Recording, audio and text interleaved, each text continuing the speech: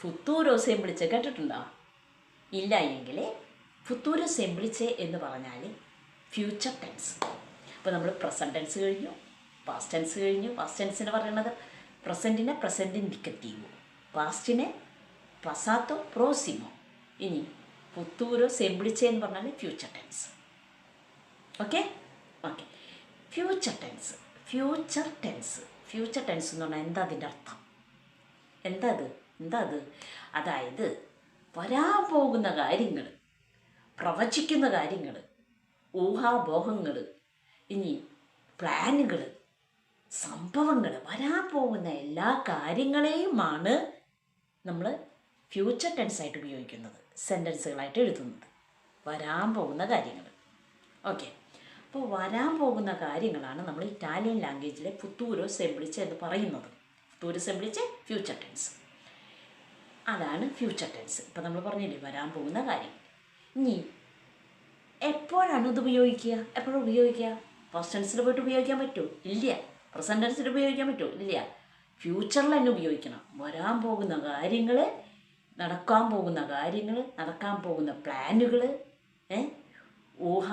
അവന് ഇപ്പോൾ നമ്മൾ ഒരു ഉദാഹരണം പറയുകയാണെങ്കിൽ അവനൊരു 30 വയസ്സുണ്ടാകും. ഊഹത്തിൽ പറയണത് അത് കറക്റ്റാണോ ഇല്ലേ എന്ന് അറിഞ്ഞുകൂടാ. അപ്പോൾ അങ്ങനെയുള്ള കാര്യങ്ങളൊക്കെയാണ് നമ്മൾ എപ്പോഴാണ് ഉപയോഗിക്കുക? അങ്ങനെയുള്ള കാര്യങ്ങളിലാണ് നമ്മൾ ഈ ഫ്യൂച്ചർ ടെൻസ് ഉപയോഗിക്കുന്നത്. 2, ഇനി എങ്ങനെയാണ് ഇതിൻ്റെ ഉപയോഗം? ഫ്യൂച്ചർ ടെൻസ് എങ്ങനെയാണ് സെൻറ്റൻസുകളിൽ ഉപയോഗിക്കേണ്ടത്? അപ്പോൾ ഫ്യൂച്ചർ ടെൻസിൻ്റെ വെർബാണ് എപ്പോഴും പിടിക്കേണ്ടത്. നമ്മൾ എപ്പോഴും എടുക്കേണ്ടത് വെർബിനെയാണ്. പസാത്ത് പ്രോസിമയിലും വെർബ് തന്നെയായിരുന്നു, പ്രസൻറ്റിലും വെർബായിരുന്നു. അപ്പോൾ ഫ്യൂച്ചർ ടെൻസിൽ വെർബിൻ്റെ infinitive form of the verb എന്ന് പറഞ്ഞാൽ എന്താ അർത്ഥം? വെർബിൻ്റെ base form of the verb, അതാണ് infinitive form. Base form of the verb എന്ന് പറയുന്നത് നമ്മൾ സാധാരണ ഇറ്റാലിയൻ ലാംഗ്വേജിൽ കാണുന്ന വെർബുകൾ പുളീരെ, കന്താരെ, ദുർമീരെ, ജൊക്കാരെ, പർലാരെ, വർദ്ധാരെ, വെദേരെ, ഇതൊക്കെയാണ് infinitive form of the verb എന്ന് പറഞ്ഞാൽ ഈ ഫോം ഓഫ് ബേസ് ഫോം. ഇതിന് ചെറുതായിട്ട് അങ്ങോട്ടും ഇങ്ങോട്ടും മാറ്റുന്നതാണ് ഏത്? Conjugation form. ഈ വെർബിന് ഒന്ന് ചെറുതായിട്ട് അങ്ങും ഇങ്ങും മാറ്റുന്നതാണ് കോൺജുഗേഷൻ ഫോം. മനസ്സിലായില്ലോ അല്ലേ? അപ്പോൾ ഇൻഫിനിറ്റീവ് ഫോം എന്ന് പറഞ്ഞാൽ വെർബിൻ്റെ ബേസ് ഫോം, വെർബിൻ്റെ ചെറിയ മാറ്റങ്ങൾ കോൺജുഗേഷൻ ഫോം. ഇനി സാധാരണ ഇറ്റാലിയൻ ലാംഗ്വേജിൻ്റെ മെയിനായിട്ടുള്ള 2 വെർബുകളാണ് എസ്സെരെ, അവെരെ. ഇത് രണ്ടും ഇറഗുലർ വെർബുകളാണ്. പക്ഷേ എന്നാലും റെഗുലർ വെർബുകളും ഉണ്ട് ഇറ്റാലിയൻ ലാംഗ്വേജിൽ. ധാരാളം റെഗുലർ വെർബുകളാണ് അധികമുള്ളത്. മനസ്സിലായില്ല? ഇനി ഫ്യൂച്ചർ ടെൻസിലെ എങ്ങനെയാണ് ഉപയോഗം? അതായത് ഒരു വെർബ് എടുത്തിട്ട് അതിൻ്റെ ലാസ്റ്റ് ഇപ്പോൾ പർലാരെ, ഇപ്പോൾ 3 ടൈപ്സ് വെർബുകളുണ്ടെന്ന് ഞാൻ പറഞ്ഞു. ആരെ വെർബുകൾ, ഏരെ വെർബുകൾ, ഈരെ വെർബുകൾ. ഈ 3 തരത്തിലുള്ള വെർബുകൾ എടുത്തിട്ട് നമ്മൾ അതിൻ്റെ ലാസ്റ്റ് എൻഡിങ്ങിലുള്ള പർലാരെ രേ എ കട്ട് ചെയ്ത് കളയാം. എന്നിട്ടാണ് അവിടെ കോൺജുഗേഷൻ ഫോം വയ്ക്കുന്നത്.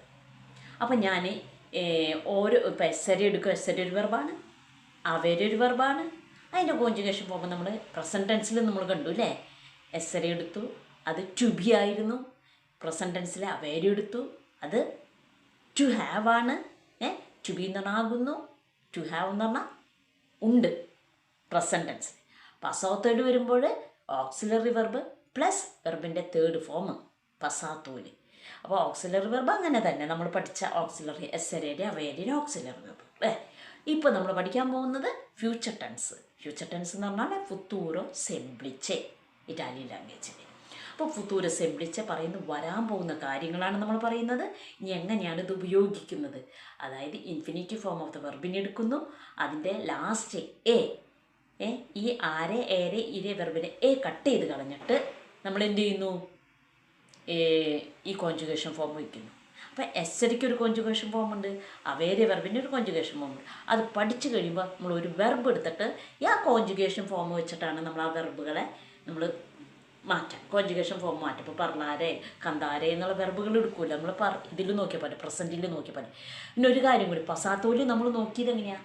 3 ടൈപ്പുകൾ വെർബുകളുണ്ട്, ആരെ ഏരെ ഈരെ. പസാത്തോയിൽ എങ്ങനെയാണ് അത് വയ്ക്കുന്നത്? ആത്തോ, ഊത്തോ, ഈത്തോ. ഞാൻ പറഞ്ഞിട്ടുണ്ട്. കേട്ടാ. ഓർമ്മപ്പെടുത്തുന്ന ഓരോ വീഡിയോയിലും ഞാൻ പറയുന്നത് നിങ്ങൾക്ക് ഓർമ്മ കിട്ടാൻ വേണ്ടിയിട്ടാണ്. പസാത്ത് പ്രോസിമയിൽ ആത്തോ ആരെ മാറ്റിയിട്ട് ആത്തോ ഊത്തോ ഈത്ത്, മനസ്സിലായ? ഇത് പസാത്ത് പ്രോസിമ. ഇനി ഫ്യൂച്ചറിൽ പറഞ്ഞാരെ ആരെ ഏരെ ഒക്കെ അതിൻ്റെ എല്ലാത്തിൻ്റെ എ ലാസ്റ്റ് എൻഡിങ്ങിലുള്ള എ മാറ്റിയിട്ട് ഈ കോൺജുഗേഷൻ പോകുമ്പോൾ വയ്ക്കണം. അത് എസ്സരെയും ഫ്യൂച്ചർ ടെൻസിലെ എസ്സരെയും അവേരെയും പഠിച്ചതിന് ശേഷമാണ് കോൺജുഗേഷൻ നമുക്ക് വയ്ക്കാൻ പറ്റുക. ഓക്കെ, അപ്പോൾ നമുക്ക് അടുത്ത വീഡിയോയിൽ നമുക്ക് ഫ്യൂച്ചർ ടെൻസിലെ എസ്സരയുടെ ഉപയോഗം, ഫ്യൂച്ചർ ടെൻസിൽ അവേരയുടെ ഉപയോഗം. ഓക്കെ, ചതുർത്ഥി ചിവരിയാകും.